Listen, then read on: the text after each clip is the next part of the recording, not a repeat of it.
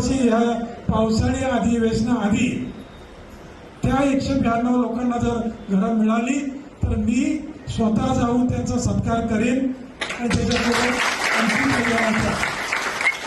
15 वर्ष लागली हो अजून त्यांना घर मिळत नाही। इथे मला वाटतं आपल्या काही शिवसैनिक पण आहेत ते इथे त्यांची घरं इथे त्याच्यामध्ये आहेत।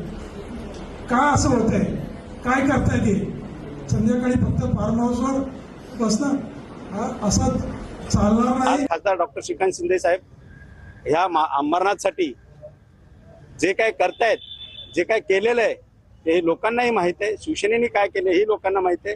लोकांना माहित आहे कोणी लोकांनी खासदार साहेबांना पाडण्यासाठी प्रयत्न केले, आमदार साहेबांना पाडण्यासाठी किती प्रयत्न केले, नगरसेवकांना काही लोकांनी पाडण्यासाठी किती प्रयत्न केले, परंतु कोणी पडलं नाही। पडायचे असेल ते पडलेत। मी काय तुमच्यासारखे कार्यकर्त्यांच्या बायका गावी पाठवून कार्यकर्त्यांच्या बायकांबरोबर मी काय मिटिंग घेतो का?